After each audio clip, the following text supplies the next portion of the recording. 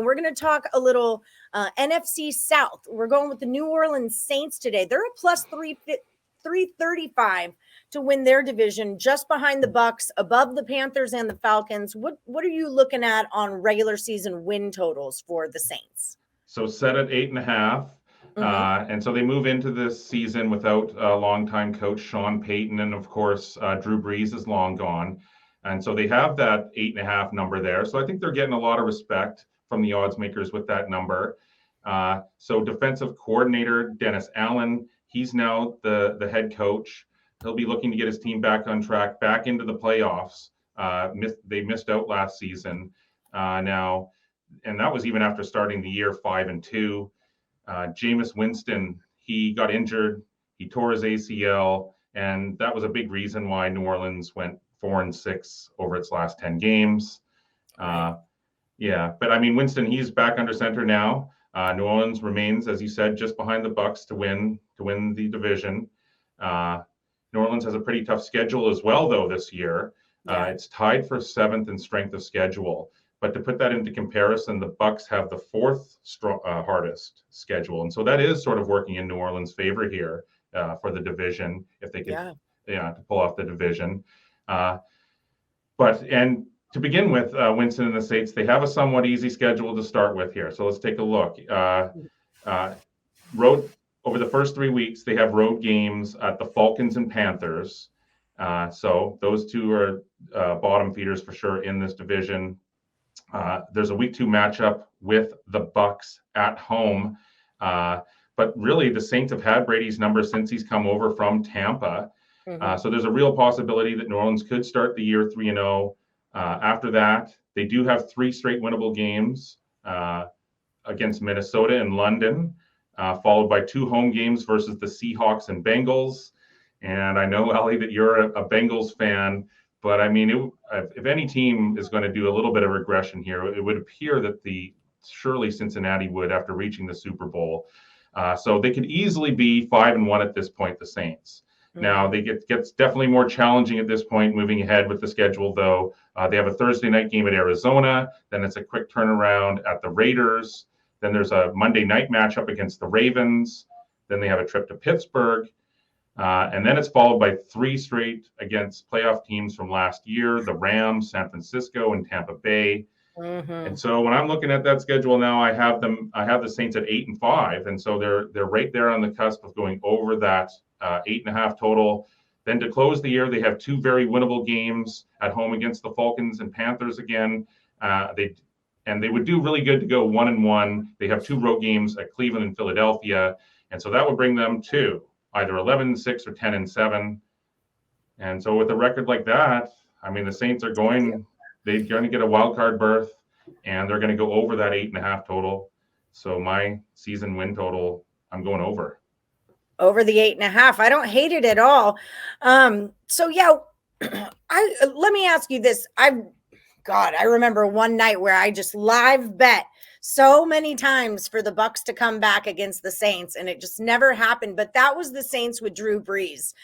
So the Drew Brees, Tom Brady thing, that's a real thing for me. But is the Saints without Drew Brees such a threat against the Bucks now? Well, there's still the Jameis Winston connection there.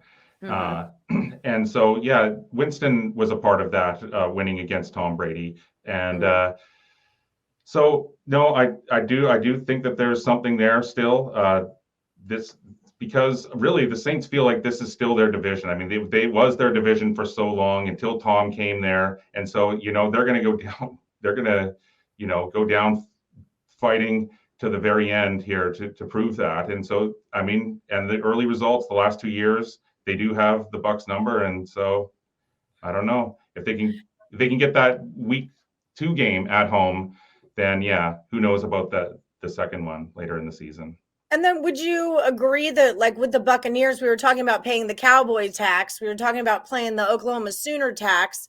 Is there a Tom Brady tax? I mean, there's got to be the Tom Brady tax right here. No question about it. I mean, even the most casual sports fan knows who Tom Brady and the Buccaneers are.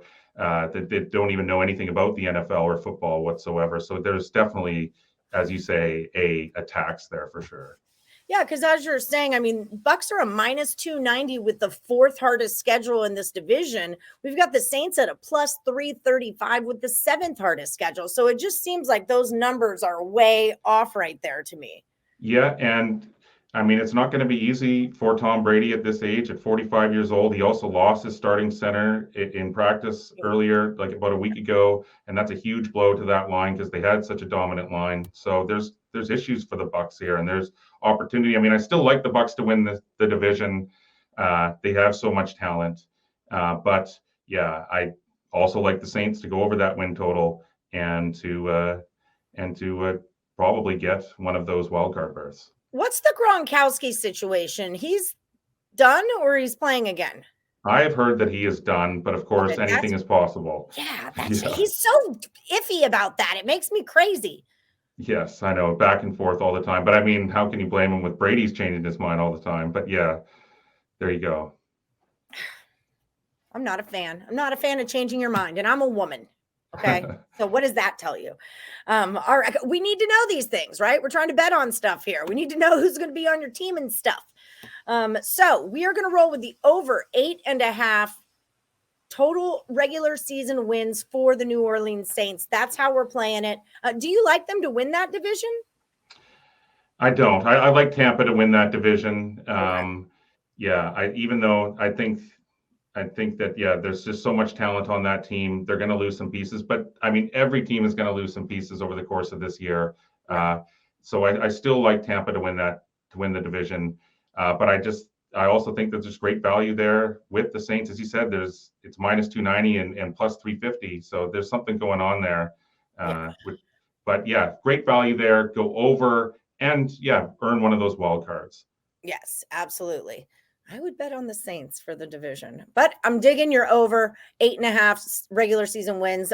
Tell the people what you're all about over at picksandparlays.net. You guys are always at the top of the leaderboards. The Insiders Room crushes it, y'all. Tell the people what you're into, Nick. Thanks, Ellie. Yeah, no, we're coming off, or we're going to look to close off the baseball season. We're currently ranked number 3 on the site this year, and so we'll look to finish that strong.